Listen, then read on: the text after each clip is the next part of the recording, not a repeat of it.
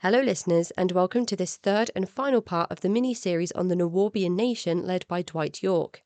In part 1, Jamiyla discussed how the group was founded, the cultural aspects at the time, and how her parents met one another and joined the community under Yorke's leadership. In part 2, Jamiyla discussed her time spent within the community, and in this third and final part, Jamiyla looks at how historical moments have changed the worldwide perception and identity of the Muslim faith. Early access to full-length and ad-free episodes, you can sign up at patreon.com/The Cult Vault for only £1 a month. Now here is Jamiyla. What was your life like between sort of the age of well, I suppose from when you go to visit your father through to remembering about the community at 14 through to becoming an independent adult where you move away from your mum, I suppose? The period between the community and that age 14, right, when the doors start to bust open, were very angry times for me as a child. I was extremely pissed off about everything and everyone. Well, maybe not everyone. I loved my grandmother dearly because she was like a boxer in the ring for me. She always advocated for me, and I adored her for that because I didn't have that, before we left the community. No one was advocating for me. So there was just a lot of anger I had at the fact that we were still practicing Islam, or rather I was practicing and my mom was watching me practice. And I couldn't understand that, right? I was like, why am I doing one thing and she's doing something else? There were moments around my brother. Bless my brother. His name is Suleiman. I was very angry with him, but I mean, and it totally wasn't his fault, but my anger was, you didn't experience whatever this anger is that like the root of it, which I did not know the root of it at the time, but I knew something had happened, and I knew he had never had that moment. He came after it all had happened. So I was angry with him, and he was like, what's wrong with my sister? There was just a lot of displaced anger that I had, and a lot of confusion that I felt because I didn't understand why I was so angry. And I had a period in my early teens where I was self-harming. I really wanted to just die. I mean, it was like, somebody please take me out, because there is this rage that I cannot squash. I don't understand what it is. And at the time, also, my mom was struggling through her own reconciliations, of who she was as a parent, with these two kids and this husband who is no longer in our lives. I'm sure she was taking stock of, well, how the heck did I get here? So once the door busted open, the rage literally just disappeared, and inquiry took its place. I just became really curious. And thankfully, that was like my new avenue, because the rage was really self-destructive and it was awful. So I literally just turned into the why, the why girl, and everything became a question. I wanted to know, well, why, what, how. And so that was the shift in for me. It was almost like I remembered who I was before we moved into the community. My mom used to describe me as like this really gregarious baby. She said that I used to talk all the time, and that I was like a little performer, that music would come on and I'd go, all right, it's my show. She's like, I just had so much personality. And then we went into the community and I lost all of that personality. I actually went mute for a period of my life because if I couldn't speak to my mom, why would I talk? So I stopped talking. And then we come out of the community, and then there's this, there's this rage. And I do find a little bit of that performer inside of me as a child. When we leave, I kind of turn into a WB frog. I'm like, hello, my baby. I turn into that person because I think I really wanted to make people happy. I really wanted to put on a show kind of for people. And so by the time I got to high school, I think I knew exactly who I was. It was like, yep, I know who I am. I am a person who will not take anyone's stuff. I am a person who is going to read and get the answers to things that I don't know. I am a person who, if I want to perform, I will. If I want to write, I will. I'm going to do exactly what I want to do. And that became me. And I think it's because, I had such a stunted foundation. And yeah, I never want to be that little girl again. So there's a significant part in your memoir where you reach your early 20s. You've got one of your first jobs in sort of the world of journalism and media. And then there's a significant series of events that happens. And I wondered if you would be comfortable talking the listeners through what that day looked like for you. The day of 9/11, Yeah. 2001. Yeah, I was at the time, I actually wasn't a real journalist yet. I might have been 22 or 23, somewhere around there, maybe 22. And I, at the time, was working for a production company. I was an associate producer, and my office was down the block from the United Nations. Um, and I really wanted to be a writer. That was who I wanted to be, any way possible. And so I figured, yeah, journalism is definitely the way in because I'm so nosy. Like, people can pay me for asking questions and writing out like, this is great. Yes. Um, and it was 9/11, 2001, and I was on my way to work, and it was a gorgeous day. Anyone who recounts that day who was in New York City, they always talk about how beautiful the day was because it was an absolutely beautiful day. I honestly remember how beautiful it was because I was rushing to the office. I was late. And I had to be at a screening, and I was wearing these god awful heels, and I'm like rushing across avenues, and I'm just like, all I want to do is take in how beautiful this day is. And then I get to Second Avenue, which was right before I get to my office building, and there's no traffic. There's zero traffic. It might be around a little bit after 9 a.m. at this point. And there's no traffic. And I'm just like, what? It just felt so. Well, New York has traffic. Okay. It doesn't matter what avenue you're on. This is a very busy city. So, but I think, if my memory jogs me correctly, is that even before I got to the no traffic area, I kept hearing people, like, snippets of things that people were saying. And I heard one person say plane. And I was like, I don't even know what that means. So I got to get to this screening. And I get to Second Avenue, and there's no traffic. And I'm like, something has happened. I don't know. Obviously, I don't know what it is, but I know that something's wrong. And as I get to my office building, my friend and my colleague, she's running up from First Avenue, which is where the United Nations is located. And she looks like an insane person. I mean, she's waving her arms wildly. Her eyes are huge. Her hair looks like, I mean, she just looks crazy. Like something has happened to her. She was coming from Chinatown.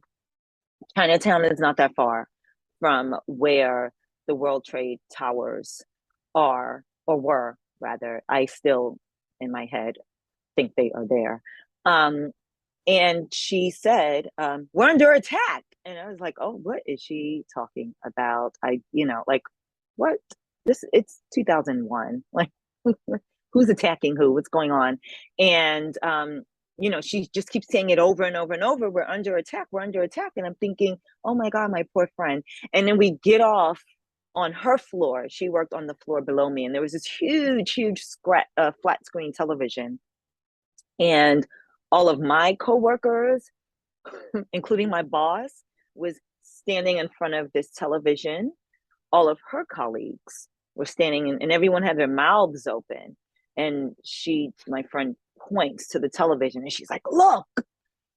And I just see smoke coming out of one of the buildings and a plane hanging out. And I was like, I could not understand, Casey, what I was looking at. Like I honestly was like, what film are we watching, right? Or what is this? And it was at that moment when the second plane smashed into the second tower.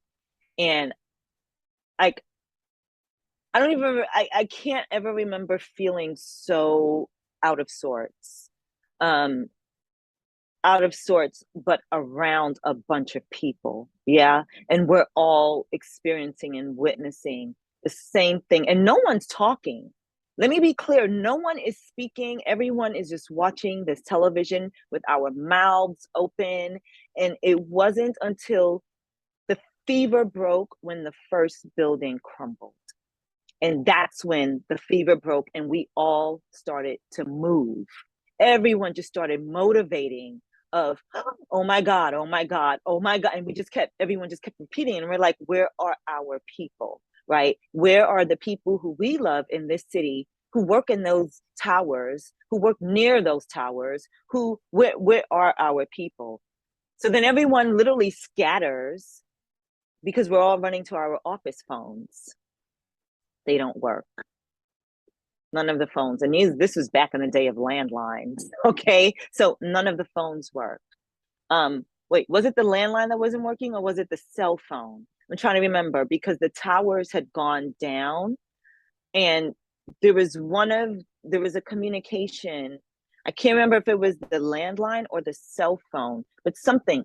Phones weren't working. So we couldn't call people. Cell phones were out back then. They were crappy, but they existed. I remember I was trying to get a hold of my mom because my mom went to a college that was within the zone of where the towers were. And her job was not within the zone, but not too far away from the zone. I didn't know where she was. I didn't know if she was at this college that was 3 blocks away from the towers or if she was further west. I don't know. I didn't know where she was. So I was trying to find her. And my friend, I literally have to drag her out of our office building because she went into shock. She's literally trying to do work. She's trying to call up her vendors and reschedule them. And I literally drag her out of the building. And we, like everybody else in the city, if we were uptown, we were all heading south. Those who were south were trying to get north. And the thing that I was thinking was, we're down the block from the United Nations. We've got to get out of here. Because if we are under attack, as my friend was saying, and as the news was saying, because there were only now 2 stations that worked, Channel 2, and maybe one other station because the towers had been knocked out. So if we were under attack, my thought was, they're going to hit up the United Nations. We've got to go. So I was like, we got to go, we got to go, we got to go. Finally, she listens to me. We get out of there. The whole building just scatters. Everyone's like, please get to your people, get to your people. So that was the beginning of the day. And she and I spent hours walking miles south. I was looking for my mom, which was a bit of a struggle because there were still phone booths at the time. The street phones were the only phones that were working. So there were these long, long, long lines of people waiting for the phone so that they could find their people, because we had no other way to communicate. So we kept walking south. Finally, I get close. I figure out where my mom is. I get to a phone. I call her. She tells me that she's in the bomb shelter of her office building. And I was like, well, thank God you all have a bomb shelter. She goes, I need you to come here. And I said, okay, all right, I'll get there as soon as I can. But while I'm making my way to her on foot, I am witnessing chaos all around me. I am seeing people who were within the zone. Maybe they were in the building and they got out. I don't know. But people who were covered in the soot of the ash, literally in white, just head to toe. They looked like ghosts. And when I say they look like ghosts, because their eyes were vacant, some of them had blood on them. So imagine the contrast of that, this white ash and this red blood, right? So people didn't have shoes on. So their feet were bleeding. I mean, it was, so that was the first thing, right? You have the lines of people trying to get to the phones. You have as you get closer to the World Trade, you have the people who have been touched, literally touched by what this thing is. As I'm getting to the West Village, I then start to encounter anger. I was still confused, honestly, about what the heck was going on. But I was, I think, aware enough to know that this was a bad, bad situation for Muslims. I was cognizant of that they were about to become the new Black people in the United States.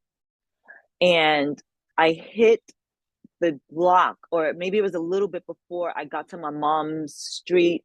I see this young Muslim woman. She looked like a student to me. She had on a backpack. I was like, well, I remember when I was a student, I had a backpack. And, she had on a headscarf. Other than that, she looked like your average young woman in New York, but she was standing across the street from a group of men who were heckling her and saying really awful things to her. Go back to where you came from. They were calling her a terrorist because, well, within this span of time, from me making my way from the United Nations area down to the West Village, we had a new terminology, terrorism, and it was everywhere. It had happened that quickly. I felt that this young woman was in danger. So I told her, come with me. I asked her, where were her people? Did she have any people? She told me that all her people were, I believe it was Pakistan. She said she was the only one there. She was there for school, and she didn't know what to do because she didn't even live in New York. She lived in New Jersey, which was across the bridge, and there were no trains. So how was she getting home? She wasn't going to get home. And I was really afraid for her. We have this young woman being taunted by a group of men who are angry about what has just happened to our city. So I told her to come with me. I said, come with me. And this is when my mom and I have a really bad situation, for me anyway, is that I finally see my mom. My mom's like peeking her head out of the building, and she's beckoning to me, come, come, come. And then I see her eyes shift to this young woman. And so I ask the young woman, stay here. I go to my mom. I say, hey, we got to help her. And my mom says, no, we don't. Just like that. And I was like, what? I'm so confused because freaking world that we know has literally just imploded. And I said, no, yeah, no, you don't understand. Like, and I explained to her how I found her. My mom says, what's in her backpack? Again, by this time, we have this new understanding of who Muslims are. Well, they are backpack bomb carrying terrorists. And my mom uses this narrative against this woman whom she doesn't even know. And I kind of lost a piece of myself in this relationship because I had to go back and tell this young woman that I could not help her, even though I knew I could. But I had to make a choice. There was a choice there. I either go with my mom, which was the entire reason I was in this neighborhood anyway, right? She's my mom. I need to make sure that she's okay. Or I walk away from my mom and I choose a stranger. So I told the stranger that she wasn't allowed to come in for security reasons. I don't even remember what I said to her, to be honest with you. And she just said, I understand. And I cried for hours. I was inconsolable. I mean, even when I think about it now, it really, really bothers me because I don't know what happened to her. You know, I have not a clue. I don't know if she ever made it home. Did she ever make it out of the city? Where did she sleep? Where did she end up? I don't know. And it just felt so hypocritical to me that my mom took that stance. And for a very long time, I could not reconcile it with who I knew her to be.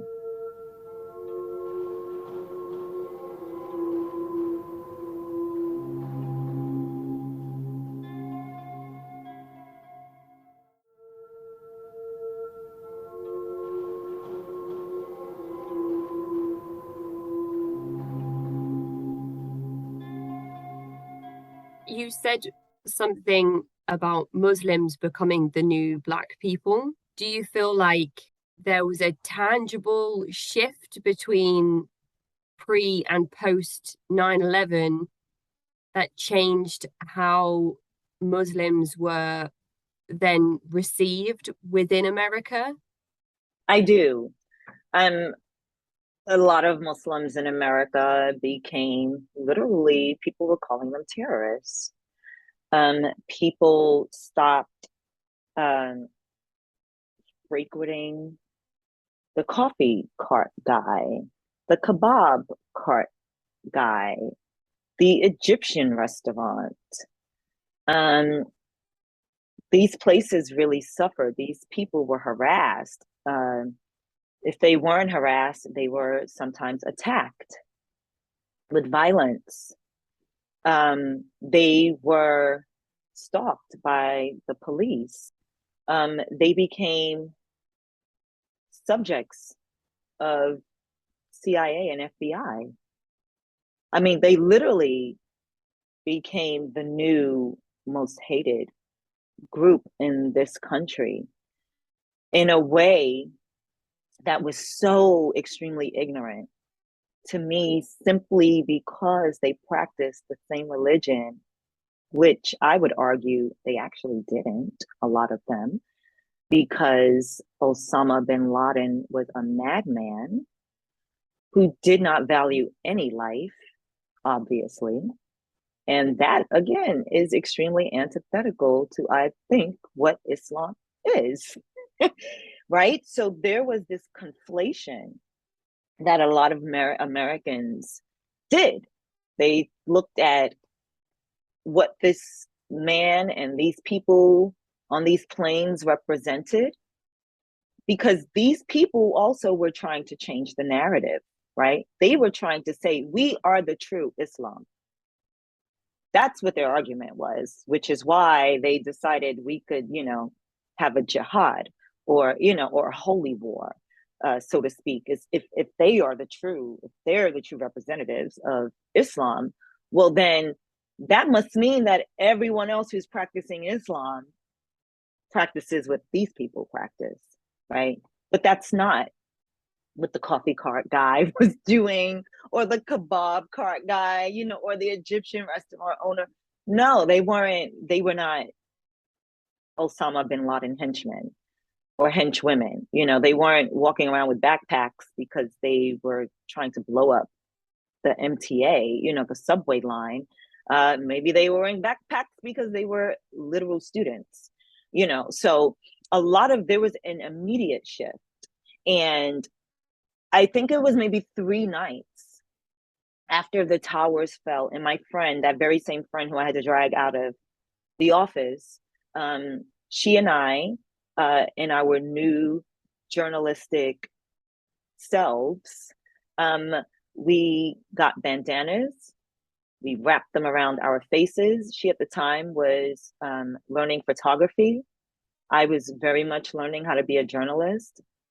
And I took my tape recorder. She grabbed her camera, and we went out into the streets to talk to people. I remember, and this is an example of, the switch. We did walk by an Egyptian restaurant, pretty well-known Egyptian restaurant at the time. Their window was shattered. And outside of the restaurant was a group just threatening them, threatening to kill them, literally threatening to kill these people. And it was so scary because my friend and I, who wanted to walk in to this restaurant and talk to these people, we were then heckled for even considering the idea of going to speak with the enemy. I will note that my friend and I are both women of color.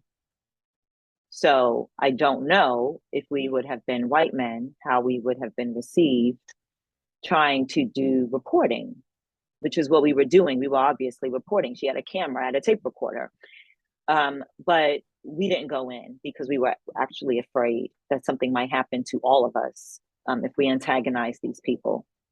But this was just 3 days after, and then it became that whole thing about, the fly list, people got put on the terrorist watch. They got put on a fly list. I think I was on a fly list at one point. Yeah, I was always questioned every time I was flying international.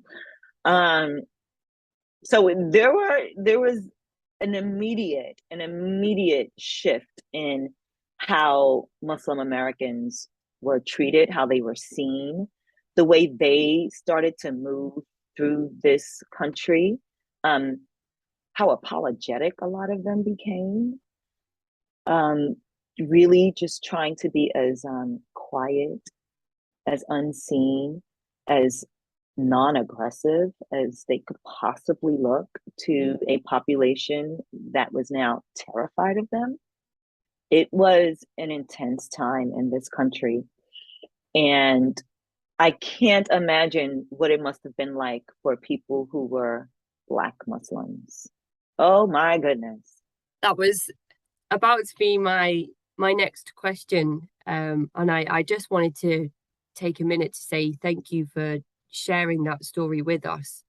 I know that people around the world, people in America, people that still live in New York, are deeply affected by the events that took place that day. And I know that there are things that you saw that day that are ingrained in your memory, and you probably see them sometimes when you're trying to sleep or when your thoughts get away from you.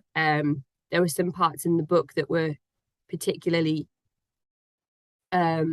graphic in terms of some of the things that happened with individuals who knew that their building that they were in was going to come down. And I think it's pretty significant when people share their experiences of where they were that day and what they remember. So I do appreciate you sharing that with us. And when you said that Muslims were the new Black people, it occurred to me then, well, there are still Black people who are Muslims. So it's taken two extremely marginalized community groups and making an even smaller marginalized community group. Imagine being somebody with ill mental health or a member of the LGBT community on top of that as well. I can't even begin to imagine how impossible Yeah. life must have felt. And I'm a white person, so I don't even, I mean, well, I'm a Caucasian person. I don't even, I can't even begin to imagine how life has been for you growing up. And then to try and think about how people felt after these events, this kind of world changing significant event, is impossible.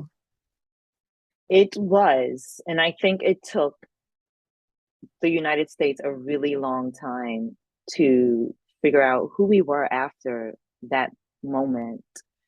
Um, it was a very New York thing, but um, the 9/11 de-established so many of our national structures, right? Our economy. I mean, the lives that we lost, that's just one element. But the fear, I think, was um, the real thing that turned things on its axis. Um, I think the United States and people who live here, especially, and maybe not so much New Yorkers, I think because we're like turtles, like we have these shells, and, we can just kind of be like, okay, so that happened, how do we move forward from that? Um, but I think the larger collective for this country really had to take stock of ourselves, because we still had citizens, like these were still our people, right, who we were now turning against. And we couldn't do this forever, right? There had to become a point where we needed to be thoughtful and intellectual about who are our people and who are the people who are trying to harm us, aka real terrorists, real crazy people, not people who go worship and, try to send their kids to school. And I think it took us a long time to right ourselves in that regard. I will say I do think and feel, at least in New York, that we are no longer fearful of people who practice Islam, or people who look like they might practice Islam. Yeah, because they could be practicing something else for all we know. Extremism exists in all corners of the world, inside and outside of any and all religions or non-religious spaces. It's everywhere. Absolutely. Yes. Before we wrap up today and tell everybody where they can find all of your journalism work and your book, what happened to Yorke and the community? He moved around a lot, as you explained at the start. He went by a number of different names. I think Malachi Z was one of them. Yep, Malachi Z York, Imam Isa, Dwight York, which is his given name. There was a different name for the group at one point, when he moved out of New York into a different area. I wondered if you could just kind of give us a really brief summary on what happened to the community after your family's departure, and where is Yorke today? So after we left we left in 78, like I said, the community remained in existence for some more time after, probably the late 80s, early 90s, or maybe the late 80s. He and the followers who were still dedicated, they went upstate New York. The teachings then went from Islam, I believe, or maybe there was still pieces of Islam in there, but it was Native American teachings now, where York, he became somebody, um, chief somebody. Um, so they were upstate New York for a little bit, and then they went to Georgia around 1993, 1994, somewhere around there. And then they became the Nuwaubian Nation of Moors. And that's when he added on, I think basically that's what he was doing, was just kind of like adding on elements. So there was still a little bit of elements of what he was teaching in the community. There was the Native American aspect, because they were still claiming that they were indigenous people who had sovereign rights to this nation.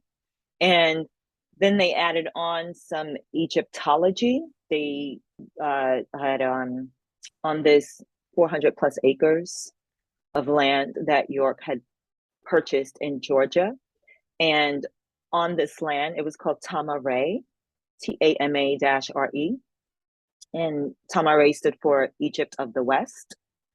And literally, they built replicas of Egyptian structures, pyramids, sphinx,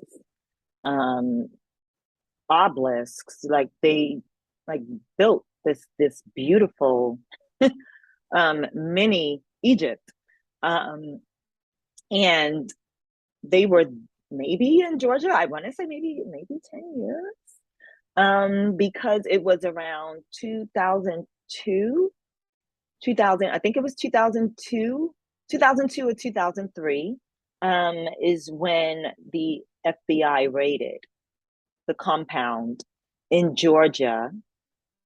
And they raided because, well, there were a few things going on. One, the outer community, which was predominantly white, were also thinking, who are these crazy people? What are they doing over there? So they kept calling the law, right? Like, what are they doing over there? You need to get these people out of our town. So there was that pressure. The other side was coming from inside of the Nuwaubian Nation of Moors. And this was because children were being sexually abused. Children as young as 5, I had researched. And in my research, one of the children confessed what was happening to him or her to one of York's children. And that son reported. Wow. Yeah. But I think they would have been raided anyway, because York, who is now in prison for, it's more than 100 years that he was sentenced to, gun racketeering, larceny charges, transporting children across state lines. I think there was also maybe some drugs involved, but it was definitely guns, money, and children. And now he is in a federal prison forever. He is, I think, maybe his late 60s, early 70s. And I don't think he's ever getting out of that prison. But he still has believers. Right. That was again about to be my quite naturally, I imagine, next question is where does the movement find itself now? He also proclaimed to be a deity from another planet or another world at one point. Yeah, that was I don't quite know what to call it. Is it like outer space stuff or astrological? Maybe that's what I'll call it. Extraterrestrial teachings. Yes, when he was in Georgia, that was the other part, was there was talk of shape shifting. And yeah, I mean, I guess this is kind of what I meant at the start, when I said that he just threw a load of stuff at the wall to see what would stick. What stuck? Yeah. Because the first part of the community, listeners are probably thinking, well, actually, that all sounds quite natural for a cult leader to kind of, push those boundaries bit by bit to see how much he can promise in all of this freedom and enlightenment, and actually in opposition of that, just restricting everybody's freedom and not giving them anything in return. That all seems quite natural, but then as the movement progresses, as you've just explained there, it does kind of start to get a little bit more wild, a little bit more unconventional, and then really just takes on a whole life of its own. And eventually,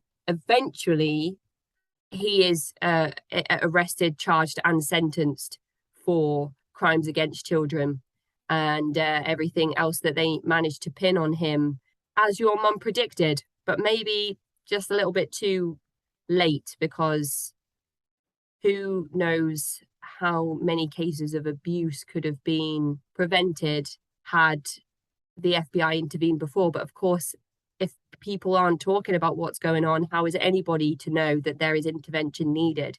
And you talk about that a lot in your book, The Community, around the difficulty. And when you began to cover this case, when you decided that you really wanted to look into Dwight Yorke and his community, the difficulty in trying to get those first-hand accounts, which again, if people go to pick up a copy of the book, will really get that the meat to the bones of the story, which we've kind of really just given the top layer for in today's conversation, which leads us brilliantly into asking you, Jamiyla, to tell the listeners where they can find all of your work, where they can find a copy of your book. You can go to my website, which is jamiyalachisholm.com. I don't know if I should spell that for people, because it is NJamiylaChisholm.com. That's my website. You can also follow me at Jamiyla Chisholm Writes for Instagram. On Twitter, I am at Jamiyla Chisholm. And I'm more of a voyeur, I guess I would say, on Twitter, because it kind of frightens me. But if I get riled up enough, I will say something.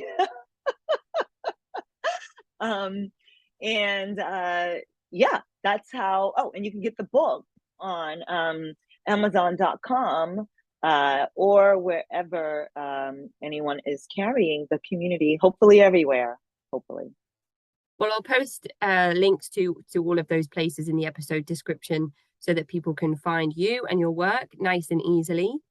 And head over to our social media pages where we'll be running the giveaway as well, because you might be able to land yourself a free copy of The Community. Woo-hoo! If you are the lucky winner of the December #monthly memoir giveaway. So thank you so much, Jamiyla, for your time today. Thank you for being so open about some difficult experiences that you've had, but also for taking the exhausting energy and time to interview not only your mum, but yourself, and to put all of that work together into a memoir so that we can better understand who Dwight Yorke was, who the Ansaru Allah community was, what the individuals inside that community went through, and the legacy of that group that kind of still exists today.